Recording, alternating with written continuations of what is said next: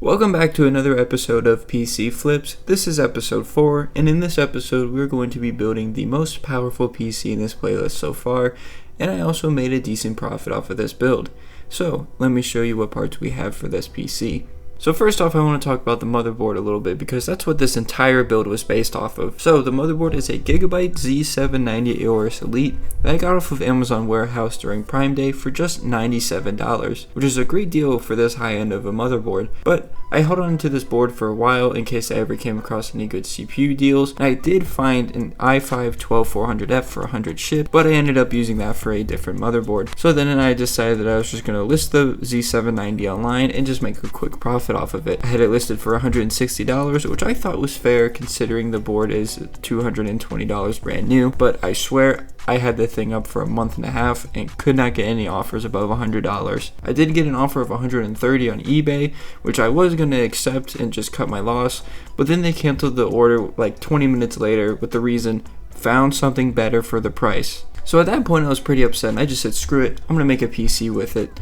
And around this time is when I discovered that you can actually buy PC parts from Newegg on TikTok, which is where I found my CPU of choice, which is the Intel i5 12600KF on Newegg's TikTok store for $114. And I was skeptical of giving TikTok my personal info, so I paid using PayPal instead of giving them the funny numbers on my credit card. I can't speak for the other sellers on TikTok shop because I have seen a lot of scam listings on there, but I can say at least that Newegg's TikTok store is legit. Now I'm sure you guys are sick of seeing the Thermalright tower coolers in this series, but I ain't gonna stop anytime soon because they're just really good for the price. For this build, I got the bigger brother of the Thermalright coolers I normally use, which is the Peerless Assassin 120, which is a dual tower 120mm CPU cooler that you can find pretty regularly for about $40. I paid $38 for mine to be exact. For the RAM, this was another deal on Newegg's TikTok shop, and it's a 32GB kit of T-Force Vulcan Z running at 3200 MHz for just $33, almost $1 per gigabyte, which is a crazy deal for some brand new DDR4 RAM, and I wish I could have bought more than one, but it sold out pretty quickly after I got it. For the storage, I went with this really nice solid GM 2TB Gen 4 NVMe SSD that I got at Micro Center for just $65, which back then wasn't a super crazy deal for a 2TB drive, but now a similar 2TB SSD costs around $100, so it's sad to see that SSDs are starting to get expensive again. Another thing that's expensive right now are good power supplies.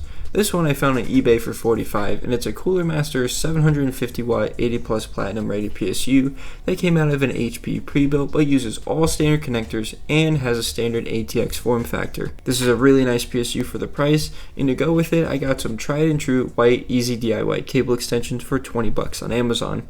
If you need some cheap extensions, I definitely recommend either Easy DIY, Asia Horse, or Formula Mod. Now for the graphics card, it didn't arrive in time for filming, and this one also has an interesting story behind it, but it's an EVGA RTX 3070 that I got for just $230 shipped from a member in a Discord server I'm in. So the story with this card is I asked this person in a Discord server who had a lot of X mining cards if I could get one of the Asus Turbo RTX 3070s that they were selling for $250. I asked if I could get it for $230 and they accepted my offer. However, that card actually got lost in shipping and was delivered to someone that was like 5 states over. So then they offered to send out an EVGA model since they ran out of the Turbo cards. So I agreed, of course, since that's probably a better card, and sure enough the card arrived and worked fine, just not in time for filming. Only minor issue I had with this card is the LED colors on the shroud were kind of off on their color, which was weird. Like I think if you set it to red, it would set it to pink, and then if you try to set it to green, it would set it to like teal. It was really weird, but maybe like the blue LEDs in that card were dying or something. But anyways, it was weird, and I'd never seen it do that before on a GPU, but I wasn't too worried about it, and I just made a disclaimer in the listing of the PC about the GPU's LEDs. Finally, for the case, I picked up the Montech 903 Max in white off of Newegg for $75. Comes with 4 140mm fans, 3 of which are RGB, and it comes with a built-in fan and RGB hub, which is great. I don't like the placement of it because you can see the RGB connectors coming out of it when you close the side panel. I kind of wish they would have moved the controller down a little bit, but that's the only issue I had with this case. This case was super great to build in, great cable management room. The case is huge, so you can accommodate a lot of big hardware in it. I also swapped the rear 140mm fan that came with it for a 120mm RGB fan that I had on spare, since I think that looks a lot better. So now that you know all the parts are going to be going into this PC and you kind of already got a sneak peek of what the final product is going to look like, let's go ahead and put this PC together.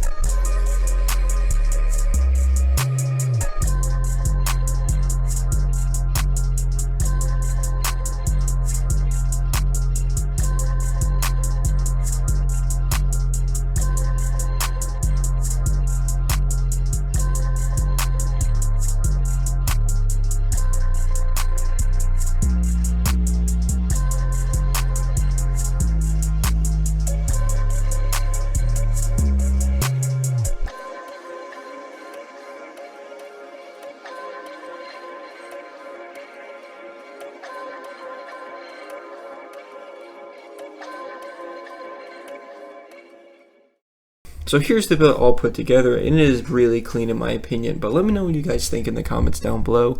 It is my highest performing PC I've built in this playlist so far, and it's actually even better than my main PC. But anyways, the total of this build came out to $715. I sold this PC for $995 online, made the buyer pay shipping of course, and after fees I got about $897 out of this PC, leaving me with a $182 profit, which ain't too bad considering it sold in about a week. Now I don't have any gaming benchmarks saved for this PC except for Fortnite, which at 1080p in performance mode with high textures got an average of 290 FPS, which is more than enough for competitive Fortnite gaming. You don't need 800 FPS to be competitive in that game, trust me. If you guys enjoyed this episode of PC Flips, if you did, leave a like and take a dump on that subscribe button for me, and I'll see you guys in the next video. I can't believe I said dump.